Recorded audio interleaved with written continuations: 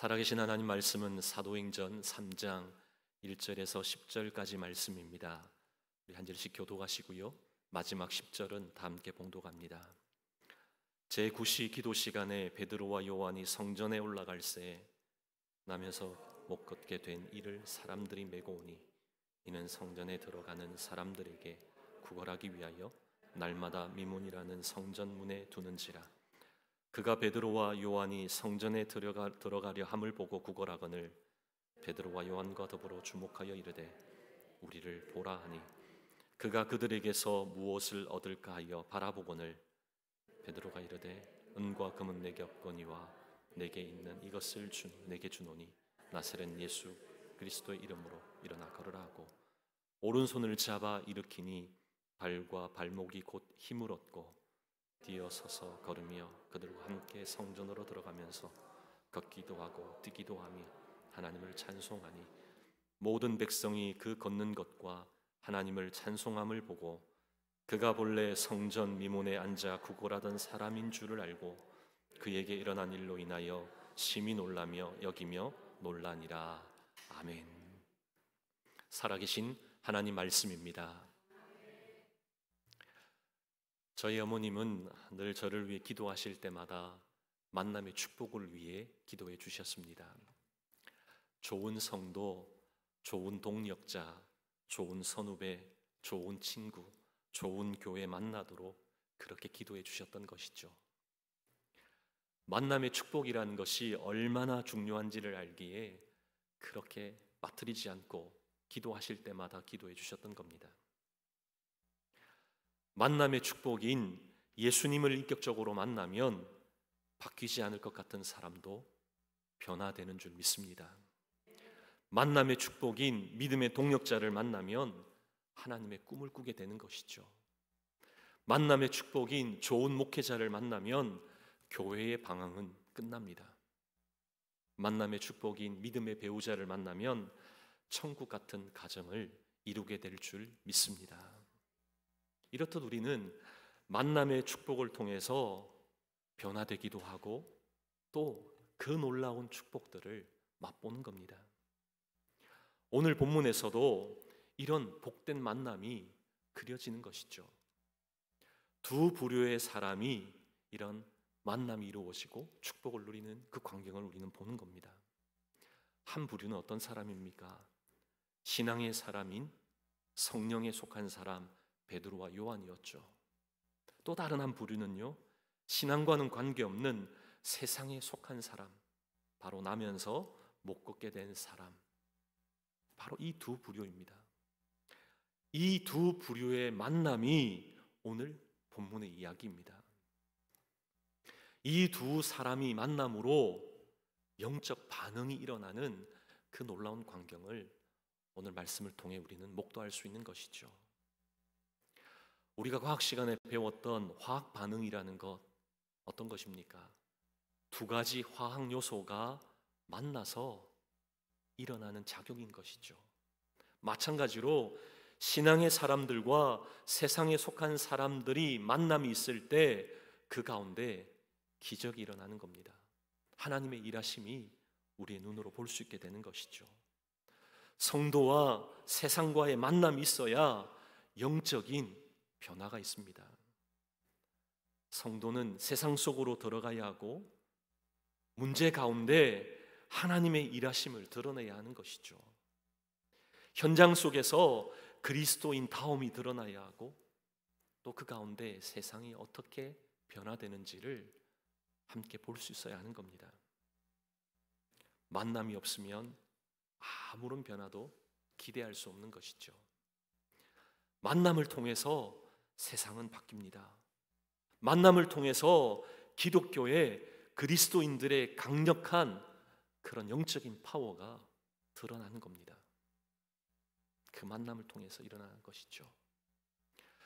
그런데 우리가 한 가지 주의해야 할 것이 있습니다. 그것은 바로 역전 현상인 것이죠.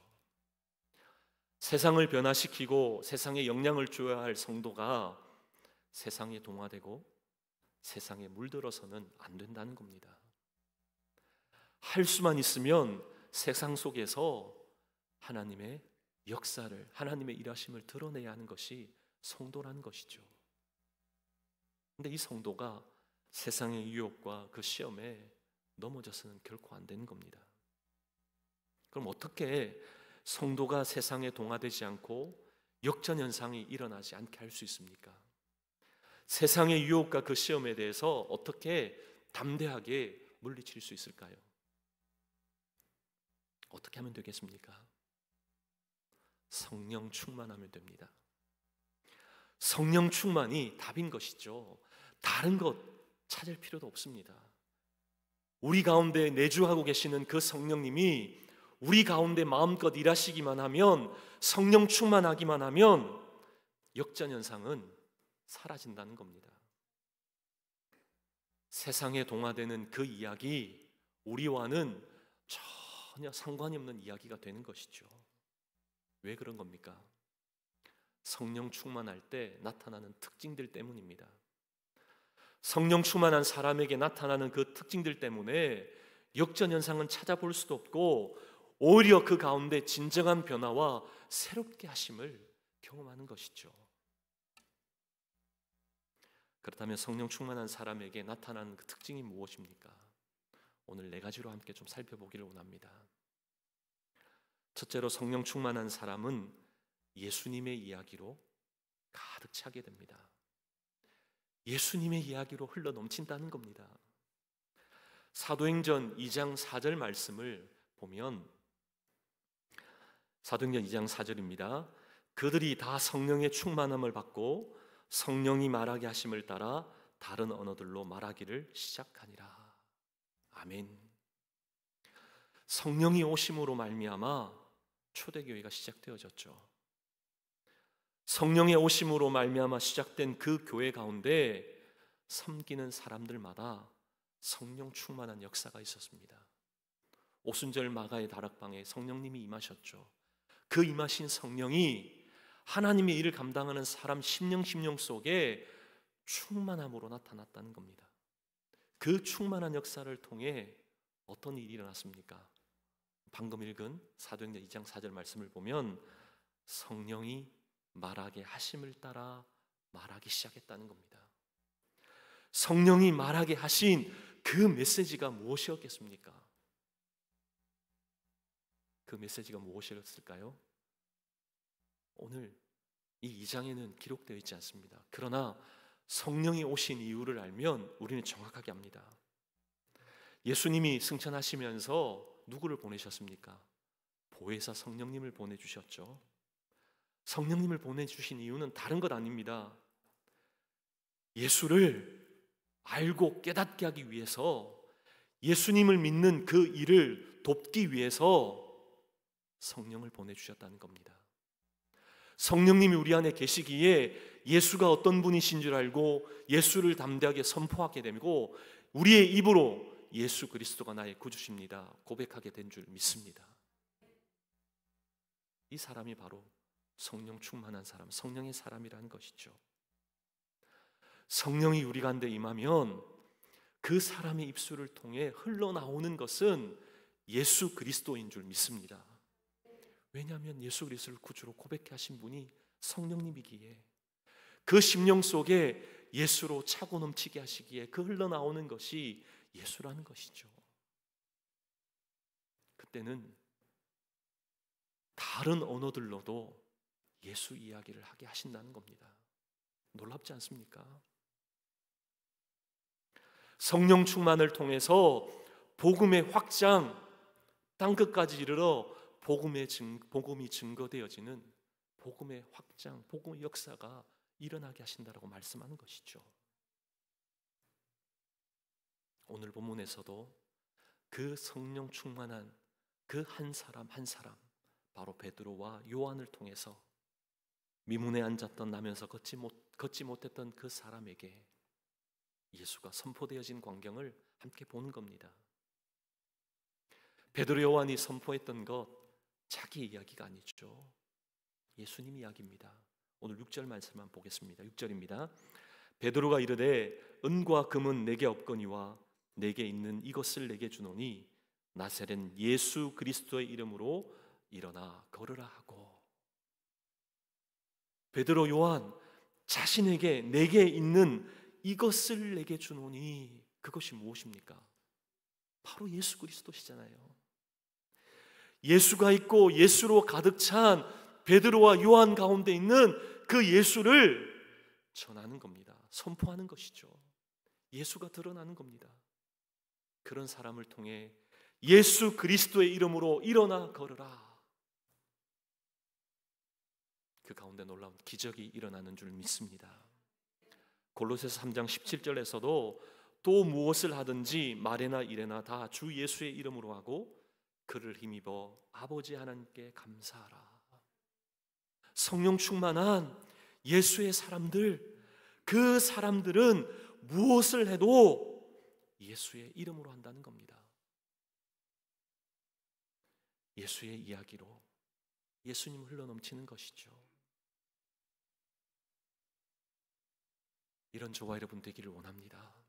성령 충만함으로 말미암아 우리의 입술을 열 때마다 우리 입술 속에 예수의 이야기로 가득 차는 것, 한번 그 광경을 한번 여러분 상상해 보십시오. 모여도 예수님 이야기, 흩어져도 예수님 이야기, 너무 행복하지 않겠습니까? 근데 성령 충만하지 않으면 자기 이야기, 세상 이야기로 가득 찬다는 것이죠. 우리는 이미 경험하지 않았습니까? 성령 충만하지 않으면 그 빈 공간이 무엇으로 채워지겠습니까? 세상으로 채워지는 것이죠. 세상의 것으로 가득 찬다는 겁니다. 그러기에 세상으로 가득 차면 흘러나오는 것은 세상 것뿐이라는 것이죠.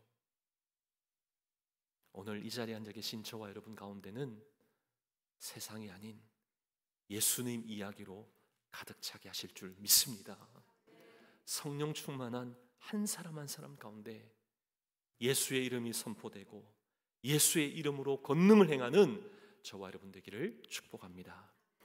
둘째로 성령 충만한 사람은 기도의 사람이 됩니다. 오늘 말씀 1절을 보십시오. 제9시 기도 시간에 베드로와 요한이 성전에 올라갈새. 제9시 기도 시간, 제9시 기도 시간. 베드로와 요한이 어디로 올라갔다고요?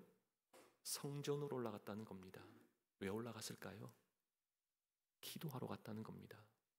유대인들은 항상 3시, 6시, 9시, 오늘날의 시간으로 하면 거기 6시를 더하면 되죠. 그러면 오전 9시, 낮 12시, 오후 3시, 이 항상 정해진 시간이 되면 성전에 올라가 기도했습니다. 베드로와 요한도 제9시에 성전에 올라갔다는 말은 항상 정해진 시간에 기도하러 갔다, 그 사실을 알게 되죠. 정한 시간에 기도하러 갔던 것, 베드로와 요한이 할 일이 없어서 그 기도하러 간 걸까요? 베드로와 요한은 초대교회의 사역자들입니다. 이제 막 성령의 역사심 때문에 교회가 왕성케 되어지고 예수 믿는 수가 날마다 더해져가는 그런 역사가 펼쳐지는 가운데 얼마나 사역자로서 바빴겠습니까? 엄청나게 바쁜 그 가운데서도, 바쁨 중에도 눈코 뜰 새 없이 바쁨에도 정해진 시간이 되면 기도하러 갔다는 것이죠. 우리는 보통 바쁘면 어떻게 합니까? 뭐부터 여러분 정리하죠? 우리의 일상을, 우리의 스케줄들을 조정해야 하는데 어떻게 합니까? 영적인 것을 잠시 미루지 않습니까? 기도 시간을 뒤로 미루고요, 말씀 보는 걸 그냥 스킵해 버린다는 겁니다. 그리고 나서는요, 오히려 내가 할 일, 우리에게 주어진 그 일에 더 속도를 내기 바쁘다는 겁니다. 베드로는, 요한은 이렇게 하지 않았다는 겁니다. 정한 시간 기도로 나아갔다는 것이죠. 기도가 습관이 되고 기도가 삶이 되었기에 그를 통해 오늘 본문처럼 놀라운 역사가 일어나는 줄 믿습니다. 그러게 우리도 기도하는 사람이 되어야 하는 것이죠. 기도가 삶이 되어야 한다는 사실입니다. 항상 하나님과 교제함을 통해 하나님 손에 붙들려 쓰임받는 인생이 되어야 하는 것이죠. 뭔가 필요할 때만, 힘들어서 어떻게 할 수 없을 때 그때만 잠깐 기도하는 사람으로 그렇게 남으면 딱 그 수준의 하나님을 만나는 사람일 수밖에 없다는 겁니다. 그러나 정해진 시간 항상 기도하는 사람은 늘 주님과 함께 동행하는 삶인 줄 믿습니다. 그러기에 오늘이 지나가기 전 지켜야 될 여러분이 정한 기도의 자리 있습니까? 그 기도의 자리를 지키는 저와 여러분 되기를 원합니다.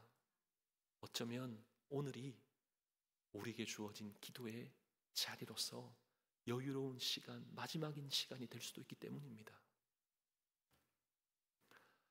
성경을 보면 많은 사람들이 기도의 사람이었다는 것을 우리는 알 수 있습니다. 모세는 어떤가요?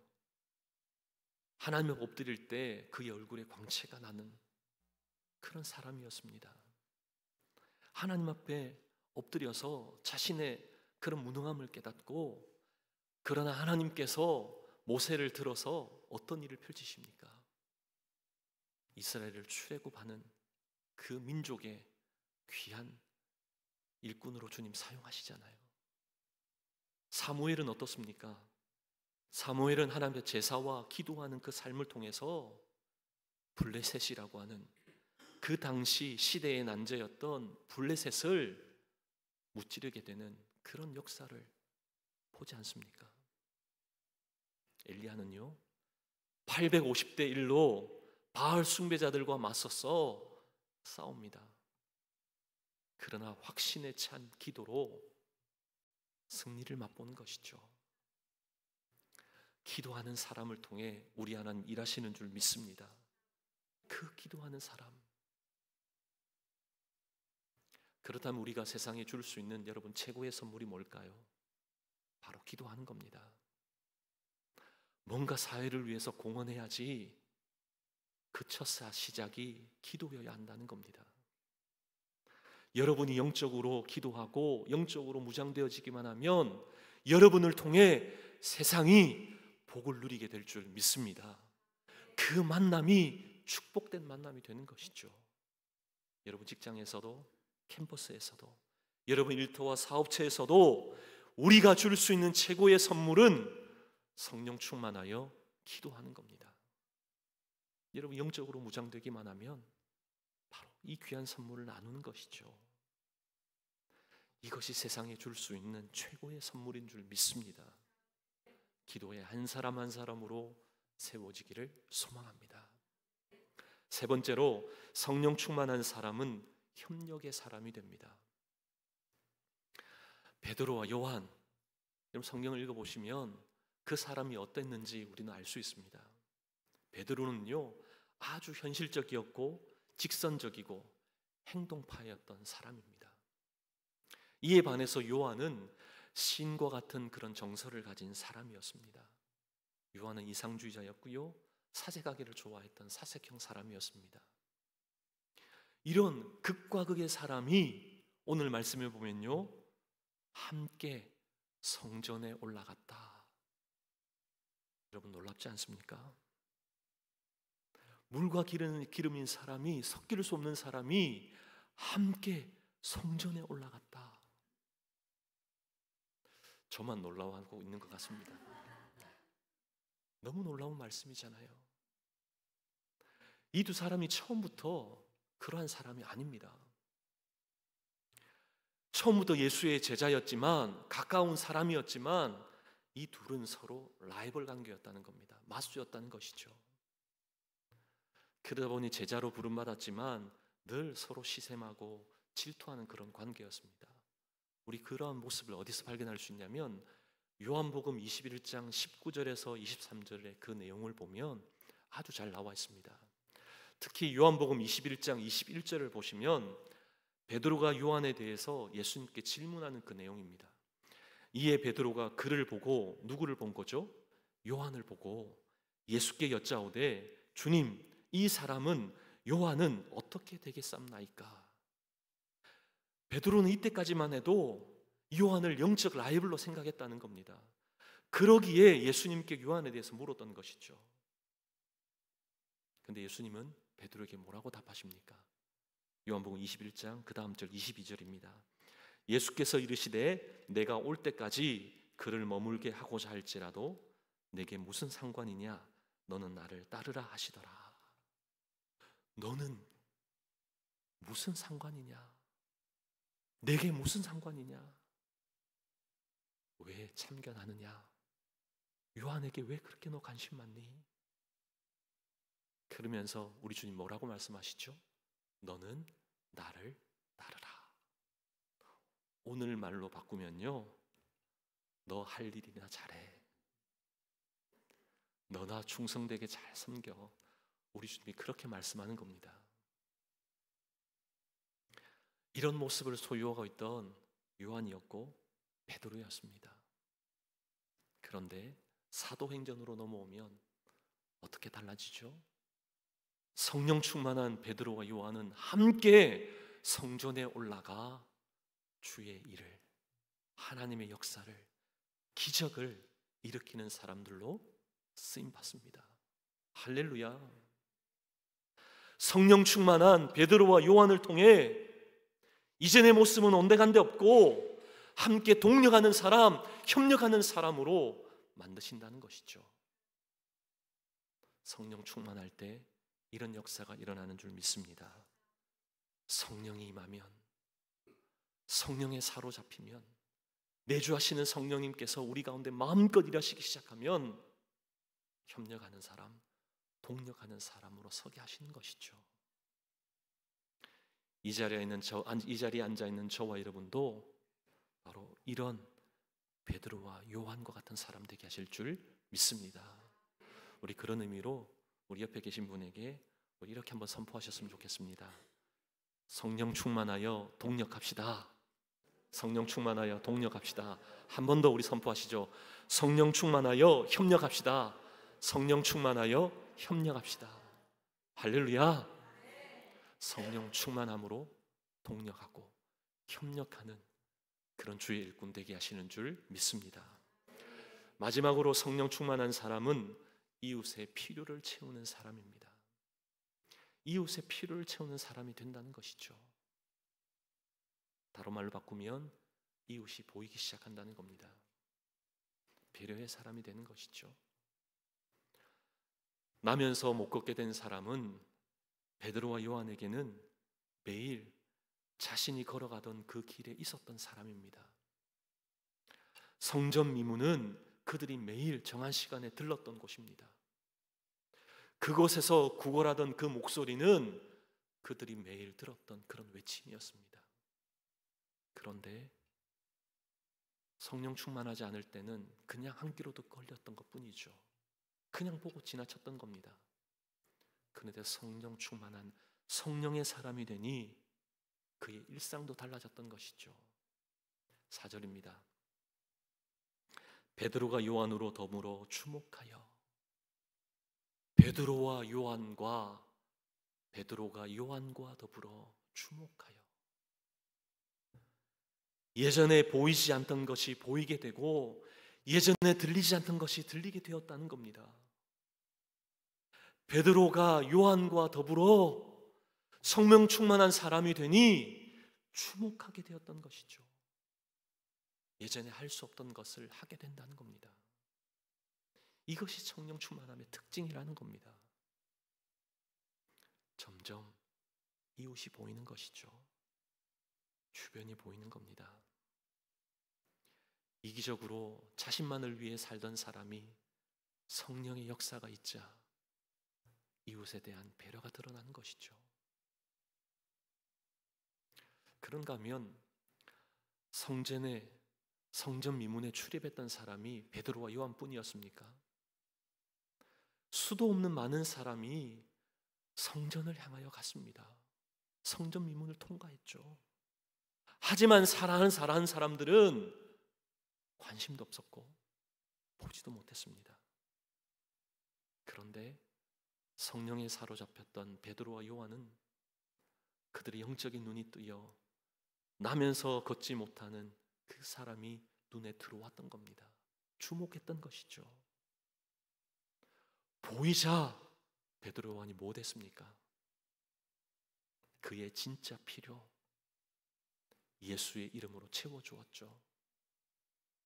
이것이 성령 충만한 사람, 하나님의 손에 붙들려 쓰임받는 사람의 모습인 줄 믿습니다. 다시 한번 6절을 보겠습니다. 6절입니다. 베드로가 이르되 은과 금은 내게 없거니와 내게 있는 이것을 내게 주노니 나사렛 예수 그리스도의 이름으로 일어나 걸으라 하고. 아멘. 나면서 걷지 못하는 사람에게, 그 사람에게 필요한 것은 은과 금이었습니다. 돈이었죠. 그런데 성령의 충만하여 영적인 눈이 뜨이자 베드로 요한은 무엇을 보았습니까? 진짜 그에게 필요한 것이 무엇인지가 보였다는 겁니다. 그러기에 오늘 6절과 같이 선포하는 것이죠. 내게 있는 것, 너에게 진짜 필요한 것, 예수 그리스도의 이름을 내게 준다. 나사렛 예수 그리스도의 이름으로 일어나 걸으라. 이 선포가 그들의 입술 속에 터져 나오게 하신 줄 믿습니다. 영적인 필요가 보이는 것이죠. 예수 그리스도가 그게 필요한 것이 알기에 그렇게 하는 겁니다. 사랑하는 저와 여러분, 우리도 마찬가지 아닙니까? 우리도 세상 사람들에게 필요한, 진짜 필요한 것을 줄 수 있어야 하는 것이죠. 세상 사람 요구하는 그 세상이 아니라, 세상의 물질, 세상이 요구하는 그 돈이 아니라 영적인 것, 예수 그리스도로 채울 수 있는 저와 여러분 되기를 원합니다. 우리에게 있는 것, 그것이 무엇입니까? 세상의 것이 되어서는 안 됩니다. 내게 있는 것, 네게 주노니 예수 그리스도를 담대하게 선포할 수 있기를 원합니다. 예수님으로 채워야 하는 것이죠. 그렇다고 처음부터 베드로와 요한이 예수로 채운 것 아닙니다. 예수의 이름을 사용한 것 아니라는 겁니다. 그가 3년 동안 예수님을 따라다녀도 제대로 한번 예수님을 선포한 적도 없고 예수의 능력을 사용한 적도 없습니다. 그저 그냥 따라다니기에 바빴던 것이죠. 그런데 예수님이 떠나시고 나서 성령님이 오시자, 성령 충만케 되자 베드로와 요한이 오늘 말씀처럼 나사렛 예수 그리스도의 이름으로 일어나 걸으라, 예수의 이름을 선포하고 사용하게 된 줄 믿습니다. 성령 충만한 사람이 하나님의 일을 감당하는 것이죠. 성령 충만하여 이웃의 필요를 채워나갔던 겁니다. 그러기에 주님 오실 때까지 우리가 해야 할 일은 성령 충만한 일인 것이죠. 하나님 앞에 서기까지 우리의 능력 드러내다가 하나님 앞에 서는 것이 아니라 성령 충만하여 예수를 증거하고 예수로 채워나가는 우리의 인생 되기를 축복합니다. 만약 우리에게 은과 금은 있는데 예수 그리스도의 이름이 없다면 얼마나 그 인생이 불행하겠습니까? 이런 모습으로 살면 무너질 수밖에 없습니다. 그 끝은 망함인 것이죠. 그러나 우리에게 은과 금은 없지만 성령 충만하여 나사렛 예수 그리스도의 이름으로 일어나 걸으라, 능력 있고 권세가 있고 주의 이름이 선포되어진다면 그 인생만큼 축복된 인생이 없는 것이죠. 이런 성령의 능력을 경험하는 저와 여러분의 삶이 되기를 원합니다. 말씀을 정리하겠습니다. 성령 충만한 사람은 예수님 이야기로 가득 차는 줄 믿습니다. 성령 충만한 사람은 기도의 사람이 되고 협력의 사람이 되고 그 무엇보다도 영적인 눈이 뜨여 우리의 이웃에게 영적인 필요를 채워나가는 사람이 되는 줄 믿습니다. 그들의 입술을 통해 예수가 선포되어지고 나사렛 예수 그리스도의 이름으로 일어나 걸으라, 성령의 능력이 나타나는 줄 믿습니다. 이 한 주간도 성령 충만하여 주의 이름을 마음껏 사용하고 성령의 능력이 우리 가운데 드러나 하나님의 일꾼으로 온전히 쓰임받는 저와 여러분 되시기를 주님의 이름으로 축복합니다.